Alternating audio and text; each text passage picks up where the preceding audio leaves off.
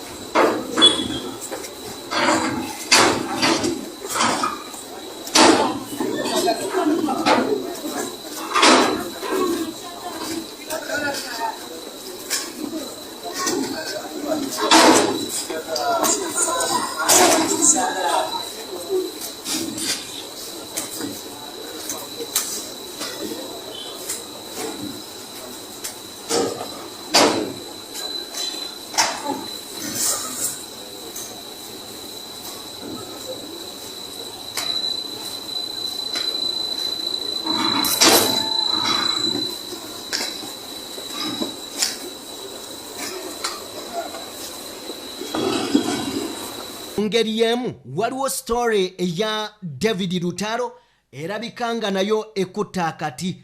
Ampuliriza njagala katono nnyo tulaba akatambi kano ka second katukalabe bwe tukavaamu nkuwe akaddako oba oliawo nzije owulire Fifi the Queen avudde mu mbeera. Kyekijje Fifi the Queen mu mbeera ebigambo omukyala wa human rights byavaayo n'agamba nti oba oliawo bano abantu abamu mizimu. Manya muwangadia. Si buli akwatibwa nti aba awambiddwa. Manya muwangadia.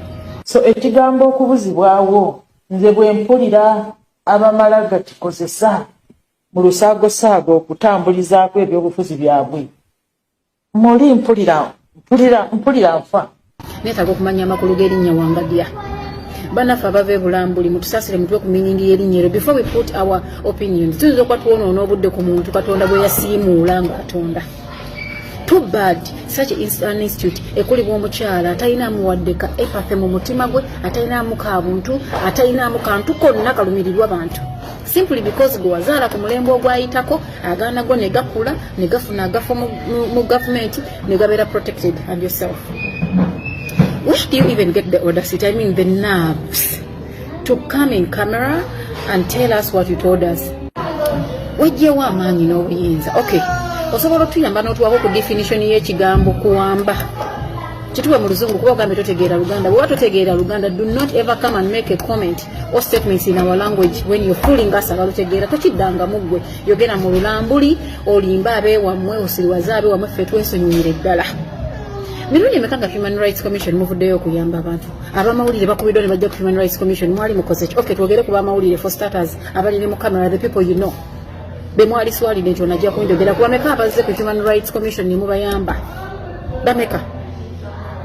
Just because you people wake up and find yourselves in big positions, they simply nga temutegeera bye muyina kola. Toddangamu okujja mu lulimi lwaffe n'olukolamu statement. Ate nomala ne bewana nti omanyize Oluganda sirutegeera, manyiiko olwo kasimanyanga ani lwe yaleete wammwe. Lunsonyi oyogere mu Lulambuli n'Oluzungu. Kigambo kuwamba kitegeeza ki? Tuwa amakulu gaakyo mu Lulambuli tukitegeere oba mu Luzungu. N'olaba drone nga zikwata abantu. Tewali warrant ne bakwata omuntu ne bamutwala. Ne polisi nemwegaana nga mumunoonya amagye ne gamwegaana, aba counter terrorism ne bamwegaana, buli muntu buli kitongole kikumaddeme ne kimwegaana omuntu n'abula a year plus. Then you come in public and open what you call a mouth n'otutegeeza nga abantu bakozesa obubi ekigambo kuwamba. This is not a political thing, this is a Ugandan matter. Gwe mukazi gwe bino si bya bufuzi bye twogerako. Njogera ku nsonga ekwata ku buli sekino muba wayingira obufuzi bati wayingira kubanga baba bakima tebikyaliko nti bakimyani. Nada mu kamera n'otuddako tusiruwalirako tuliirako obugege. Ffe tuddamu tumanyiira. Kigambo kuwamba okitegeera otya? Abaganda bagamba seruka mama yuto bali kwata kuliryo. Olitegeera nti n'ababyogera tebali mu kusiika chapati. Okay, okuwamba kitegeeza kituyambeko tukitegeere. Naye mwe bantu mwe bamutulaba kama tu mutuyita basiru tulimbuzi. Obadde onyuma kusirika kubanga omaze ebbanga ng'osirise. Tulajanidde Human Rights Commission ebbanga ng'osirise sirikirayo onyuma osirise bw'oyogera owunya akamwa. Ebikuvaamu bivundu. Abaana b'abantu bakwatiddwa, abaana b'abantu basibiddwa, abaana b'abantu battiddwa. And you come in the camera openly. Emisana tuku n'oyogera mbu n'ekigambo kuwambibwa tekirimu mu ggwanga tukikozesa bukozesa bubi. Are you okay? Like, are you still in your normal senses? Are you okay? Mariam Wangadya. Are you okay? Like, I really want to know. Too bad you're a woman. Ndikwogera nawe in a very bad way because this sad and mad. Nze ngali n'abaganda bange abaana ab'obulenzi abato the teens. Bugenda kera ku machanga bamuyodde bamusanze ku mudala gwa chapati wakola bamututte. Bwe gye twaliddukidde omaze okuteekawo ekijinji mbu tewali kuwamba bantu. Kati n'omutunuulira n'amaaso ne gakuluma n'olira ng'oyagala muwoka oba kiki oba luyi ne wabula nakkuba oluyi. Oyogeremu ku bintu by'amagezi. Kyokka naawe oli mukazi olina endeeyazaala omwana. Olina n'abakuyita jjajja. Tusaba Katonda bakwateko ku bantu ababakwatako bantu mmwe. You know there was a time kiwamba baana we yabeererawo ennyo. Nga bagamba abaana abato babawamba nga bava ku masomero, abaana babawamba nga gavumenti esirise. Okay, oyo ye Fifi the Queen. Bwatyo bwagambye n'omukyala alabika nga alinga ye atali muzadde. Nagamba General Museveni bwakuwa omulimo. Bino bye batandise ku lutalo. General Museveni bwakuwa omulimo baba oba ojja gumaliriza ekyennaku nti oyogera by'otayagala kwogera. Oba ntegeerekese oyogera by'otayagala kwogera nenga olina obyogera olw'ensonga walya ssente z'ekibi.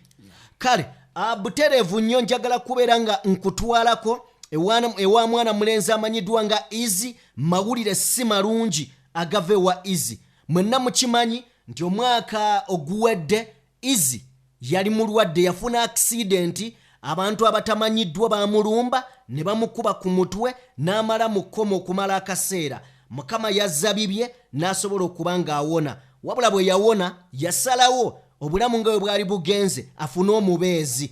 era bwe batyo yafuna mukyala we babadde beeyagala bulungi nnyo mukyala we n'aproposinga gy'ali ne bakyala kati babadde bonna omukyala ono abadde lubuto wabula amawulire ge tugenda mu maaso n'okuba nga tufuna agavaayo izi akakasizza nti kitalo nnyo omwana waabwe omuwere bambi avudde mu bulamu bw'ensi eno kitalo nnyo nnyo kubanga abaana abato nga bano nga bakajja mu bufumbo ate okutandikira mu miranga n'ebiwoobe si kirungi so tutwala omukisa guno okuweereza obubaka obukungubaga n'okubasaasira awamu n'okubagumya nti mugume Mukama Katonda yagaba ate era yajjawo oba oliawo aba n'ensonga lwaki tusaba agumye emitima gyammwe gibeere wamu. Okay, bwe tuba nga tuvuddeko eyo njagala kubeera nga nkutwala butereevu nnyo munnayuganda munnange mu amawulire aga Dr. Sam Kazibwe ye ngenda mubalekera ndowooza kansose Umaru Kiseka then tusembeyo Dr. Sam Kazibwe ngenda kusaba gwawuliriza malayo akatambiko olunaku olwaleero ebigambo bingi byogenda okumanya ne byogenda okuyiga bw'owulira erinnya Dr. Sam Kazibwe nsaba wuliriza omaleyo otegeere dictator Museveni Uganda wagitadde leero n'ebiseera ebijja gw'oba oliawo atamanyi gwalowooza nti naakola birungi wuliriza akatambi kano okamaleyo obeeko by'oyiga katufune omukulu amanyiddwa nga Umaru Kiseka then tusembeyo Dr. Sam Kazibwe.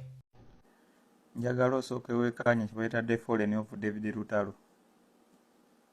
Kale Lutalo Mr. Kapapala singa osigadde osirise n'omira ARVs zo ne zikukka bulungi. Lutalo tubadde tujjumbira ebivulu byo ng'osirise naye amazima tetugenda kuleka kyekimu. Soka weekanya amago ga David Lutalo we gatandikidde.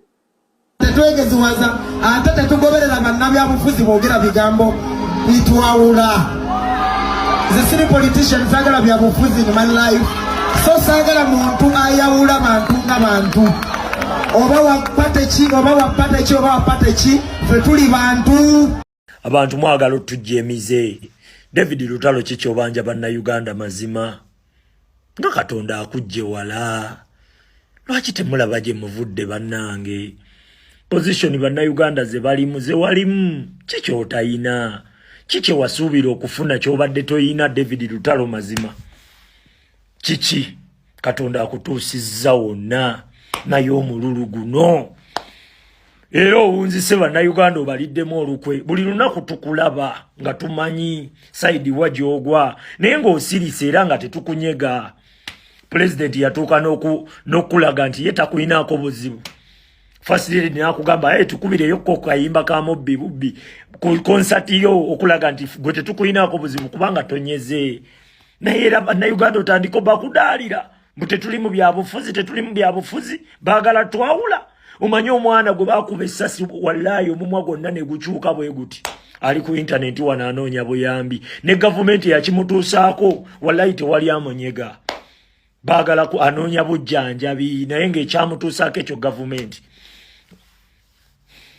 Nkubuulira David Lutalo kikyoyagaza bannayuganda kati kiki batakoledde gwe kimbuulire nti bannayuganda tebankoledde kino ye gwe muyimbi abadde ajjuza buli wokola ekivulu kyo nga gojjuza bujjuza ebigenda maaso temwefuula nti temubimanyi. Gavumenti olw'okuba yakuwadde obusente otandika okudivertinga bannayuganda okubazza mu byekisiru bino ebintu tubiraba David Lutalo tubimanyi naye mwagala okutujjeemize nti ffe tuyomba buyombi n'abantu tuvuma buvumi bantu naye nga wallahi muli paid kumanyiira bantu kujja bantu kumulamwa kuba divertinga kubalowoozesa nti Uganda nnungi nnyo naye nga nnungi wa wallahi olw'okuba abantu bafissa akadde ne bajjako mu bivulu byo n'olowooza nti kati Uganda nnungi olw'okuba gwokeera ku makya n'olya kyoyagala ne weebaka w'oyagala n'osula w'oyagala n'otambula n'ogenda mu zihotelo zonna zoyagala n'oyita ku makubo ng'abaana bakukubira enduulu bakuwubira emikono bakukubira jambo naye abwana obwo buyiika eminyira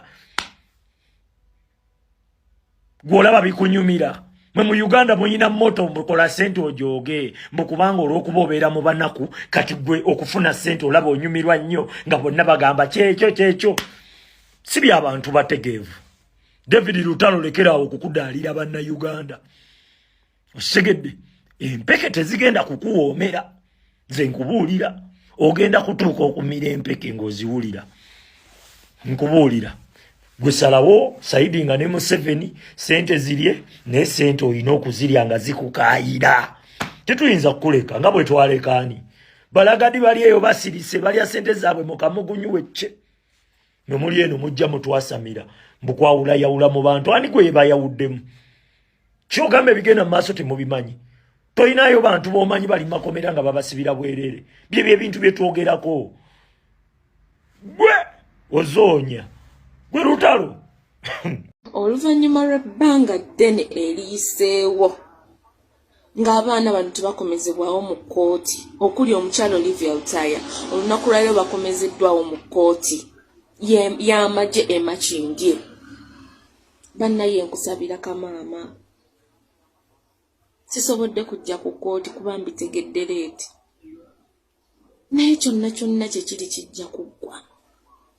Bannayuganda tugendera nnyo ku bidiversion kati muli kuona yayimba kapaapala muli mukumuleekaanira zimanyanga yayogedde era ye politics tamukwatako mumuleke n'amagezi ge cause nze ndaba everything is political buli kimu kyekyolerera ku politics sawa zino bagenda mu parliament baagala copyright law. Isn't that being political? Watayagala politics mu parliament munonayo kubanga mu parliament abatuula mu parliament ba politicians. Ebiseera ebisinga we tuba tetunnayogera bintu tusooke tulowooze kapaapala weekubye jjooka wekka kati mbadde nsaba amaanyi ge tuli mu kuteeka ku kapaapala tugateeke kusaba Olivia Lutaya ne banna abalala bali abaana 32 bateebwe baba balina omusango babasalire nakyo kiggwe. Tulina okumalira budde ku bidiversion bino ebitalina kye bitwongerako. Let us demand for the freedom of our comrades abali mu makomera abaludde mu makomera betutalabako. Tuve mu bidiversion ebitalina kye bitugattako. Naye wakyaliwo ebintu bingi ebirina okutereezebwa bwe tuba tunaatereera ng'ensi tubeere n'emirembe egy'olubeerera oba egy'obwebange. Abasoma peace and conflict resolution bakugamba peace is not the absence of conflict. Nti peace tekitegeeza nti tewali katabanguko olwo waliwo peace. Muyina okubanga mukakasa nti n'ebiseera eby'omu maaso tewajja kuba katabanguko. Naye kasita obeera mu nsigo ga nti waba tuli bulungi naye tetumanyi kino aba maaso tetumanyi kiriva mu byekaseesa ebyo awo tewaba peace. Kagazi naye kiki ekiriva mu kiwasige kasese obe walalawo eyo ensi tebana mirembe kuba kitegeeza essaawa yonna muyina bomu ng'ebala bubazi ssaawa esobola okutulika butere futuristic studies ne mu research tulina kye tuyita futures research okusoma ebyo maaso tosoma busomi by'amabegana biriwo ne futures research gyali you ought to be futuristic. So kakati mu byobufuzi ekibuuzo ekinene ekyetaaga okugonjoolwa nga NRA ejaguza emyaka gyonna gyemaze mu buyenza butereevu tulina okugonjoola political question ekibuuzo ekinene ekiri mu ddiiro the elephant in the room. Bwe tutakwata ku njovu eri mu ddiiro ebirala byonna ye political question. Political question kitegeeza kumanya tusobola tutya okukyusa obuyinza mu Uganda mu mirembe ne buva ku kibiina ekimu okudda mu kirala ne buva mu political party okudda mu political party endala kubanga ne Tanzania awo sinagiwa bubonero Kenya yokka gyempa butereevu nayo tenatuuka ne Tanzania sinagiwa kubanga CCM bwe bagiwangula mu kulonda okwasembayo Zanzibar kalulu n'ekasazaamu bwe bagiwangula yakasazaamu Zanzibar nti wabaddewo vulugu. So kakati ekibuuzo ekyo ensi yonna eyina okukiyita okukakasa nti ekuze ku byobufuzi kubanga butereevu kubanga ekibuuzo ekyo kasita omala okukiyita ebirala byonna bifuuka byangu bw'otakiyita ensi ne bw'ogikulaakulanya okufuuka amata obuta esobola okufa siri ebadde mu mawanga agaatereera ekibuuzo ekyo kyagirema kati eri ku ttaka wano mu Africa Ivory Coast yaliko kirimaanyi ng'efuga omusajja Hufet Boigin n'atuuka n'okuzimba basirika n'okutuusa olwaleero esinga obunene ku semazinga wa Africa naye ekibuuzo ekyo kyamulema okugonjoola bwe yafa olwaleero Ivory Coast yafuuka basket case nti abasirikale baba baagalayo akasente akapya bazibabuzi biruguudo eyo ebeera classic failed state nga gavumenti yebongeza mwe batambulira bagenda na mukulonda naye balondera mu mbeera eyo abakulembeze babayekera bankizo kubanga basobola okuwamba gavumenti essaawa yonna kati emyaka 3 egya stability gyagasaaki egya Hufet Boigin kitegeeza nti yasala busaze ensi ye yagisala nsawo myaka 4 egya Gaddafi mu Libya kyakulabirako kyakumpi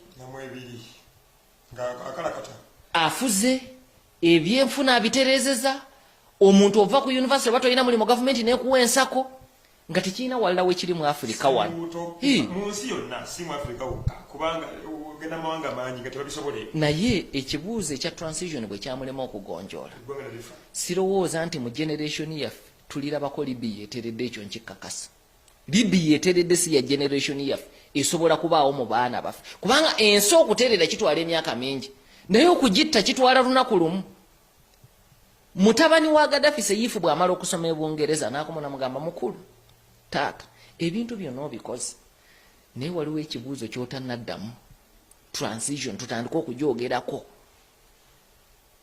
Gaddafi n'abamulyamu nga ngagamba ye mutabani we yayonooneka yafuuka mugwenyufu bwe yagenda e Bulaaya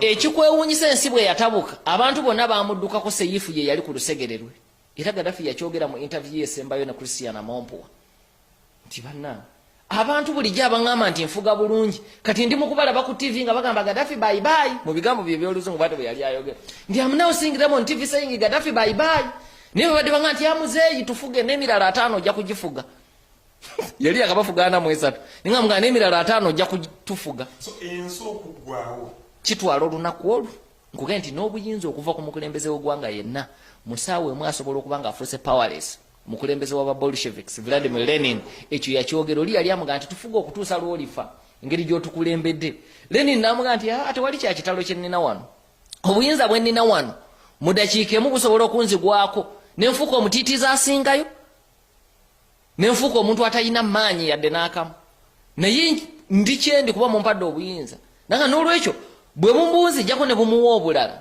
naye ajja kukola byenkoze n'ekyo sigenda kubafuga kutuusa kufa so nsonga nkulu nnyo okubala transition wano mu East Africa Nyerere yakikola era nakyo kirina kyekyataasaako Tanzania yadde bakyali mu kibiina kimu tebanayita test yakuva mu kibiina kimu kudda mu kirala n'ekyo yakolako kko nayo okutanga ate akyaliwo kuba Nyerere yali asobola okubafuga okutuusa okufa Moi yandibadde obuulyawo ne ku ballot paper nakati akyaliko kubanga mu Africa tubadde n'abantu abafuze nga balina ku bitanda Lansana Conte mu Guinea emyaka 5 egyasembayo yagifugira ku kitanda n'akalulu yakasabira ku kitanda Butefulika mu Algeria akalulu akasembayo naye yakasabira mu kagaali teyalabikako na kulale n'emu so mu Africa bisoboka ne Moi ku kitanda kwali kati singa yayagala singa akyafuga Kenya naye yakkiriza nti ekizibu kino kankigonjoole nga nkyali mulamu nve mu buyinza ate nteeketeeke transition ate njiteeketeeke bulungi nti n'abananzirira mbigere kuba nabo bateeketeeke ne baba ludda luvuganya gavumenti baleme kuwolera ggwanga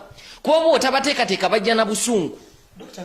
Kansomoozemuko katono nnyo waliwo yalwako naye nnyo katogere ku mukulembeze wa America Roosevelt myaka 12 ng'abakalakata yamala kufa nze ndowooza democratic system zisobola okutereeza nga bwe zatereeza tekisoboka wano mu Africa tekisoboka kubanga ensi gy'oyogerako kyeyogedde kyo kituufu kyoyogedde ekya Roosevelt yafiira ku buyinza nga yakawangula ekisanyi kye ekyokuna naye ekisooka kiri nti bw'amala okubafuga kyekyaddako ne bateeka ekkomo ku bisanja eyamusikira Harry Truman bw'akwata nagamba 52 tuteekewo ekkomo ku bisanja kuba baali bakirabe ensonga lwaki baali tebaateekawo kkomo baalowooza nti buli mukulembeze wa America ajja kuba civilized nga Roosevelt nga Washington afuge 2 kwa Washington yafuga tewali na semateeka obo badde tokimanyi nga tewali semateeka kati bwateekawo semateeka nawo nga nti aka tuli mu semateeka mupya nanga nedda ebyo tebikola 2 ebisanja bibiri bimaze so balooza nti buli muntu ali ba civilized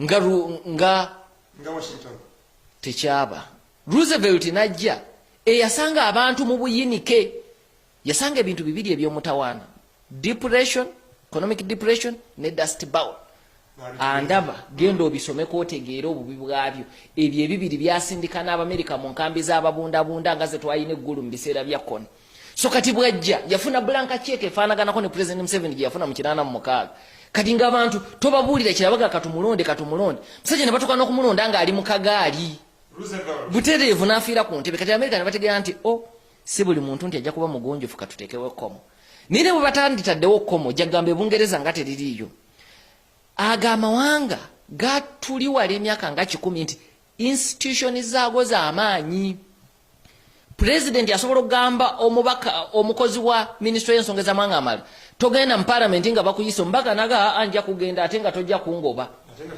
ambassador President gwalonze Sondland namuga togenda mu Senate n'agenda ate President n'atamugoba kati feno mu Africa tukyali wala transition nkulu era waliyo mbaka lumu Dr. Michael Lulume bayiganga akyali mu parliament yaleetako n'ekiteeso ekyo transitional bill titugikubaganyeko ebirowoozo tubeere honest ti ekyamazima kati yagamba nti kambawo ekyokulabirako tinze ne bwempangula obuyinza olwaleero nga tewali transitional bill eyo nyinza okusanga obuzibu okulembera mu strike kyeno yonna yeesigamye mu NRA kuba oba oli ku judiciary yeesigamye mu NRA oyina bakada judges bayitirivu oyogera ku poliisi oyina bakada oyogera ku majjo oyina bakada balina muteeka so kizibu kinene kye tuyina eyo nayo time bomb esobola tutulirikako essaawa yonna so nga Dr. Bayigaga nti ne bwempangula wa president olwaleero ate tuyinza kudda muvaawo mpito nga president alwana na bitongole birala bya gavumenti so twetaaga transitional bill eye kugonjola ebyo byonna era amateeka gabadde mu systems ensi zibadde mu systems ezifaanana bwe zityo zibeera ne transitional bill ne Kenya baagirina transitional bill yaliwo kubanga nkulu Bayiga yagireeta ne bagikasuka ettale kati takyalina mu parliament siddanga muna mukuwulira muntu agyogeddeko naye yeetaagisa nti bwe tuba twagala okutereeza ebiseera bya Uganda eby'omu maaso eyo biru yeetaagisa kubanga omuntu afuze emyaka 3 oba 4 egyo emyaka tegiba mitono emirandira ogikuulayo ne bw'aba yeeyagalidde kiba kizibu naye ng'omuntu yayina okukikola tukole transition Moi yakikola kiba kibwajja naye yakikola waliwo erawo transitional bill endala nga bayingira ssemateeka omupya owa 2010 ng'obuvunaanyizibwa bw'etteeka eryo kulaba tukola tutya okuva mu dispensation enkadde okudda mu mpya kikulu mu Uganda si byakuba bukubikalu nkugenda nti ekyo Bayiga yakyogera Dr. Lulu nti okwasa omuntu obuyinza nga n'ebino byonna bifaanana bwe oyina bajje n'abadde bawagira omuntu naye nga ne muteekamu ebali ekyo ogenda kukikola otya ng'owangudde okulonda so kubeera kusoomoozebwa kunene okwetaaga okugonjoola tugenda ku 10-point program oziyisaayisaamuko n'olaba ne we tutuuse ndowooza byonna bye mbadde njogera mu bufunze byetooloolera okwo kubanga 10 points program yali etunuulira bannayuganda okubeera ekitole nga tetwesosodde mu mawanga njagala okuzifunza emiteeko giringa ena okubeera ekitole okwetengerera mu byenfuna okulwanyisa obulyake n'okutereeza demokolasiya wa Uganda z'empagi ennyo enkulu so biri ebirala 10 zonna ziva omwo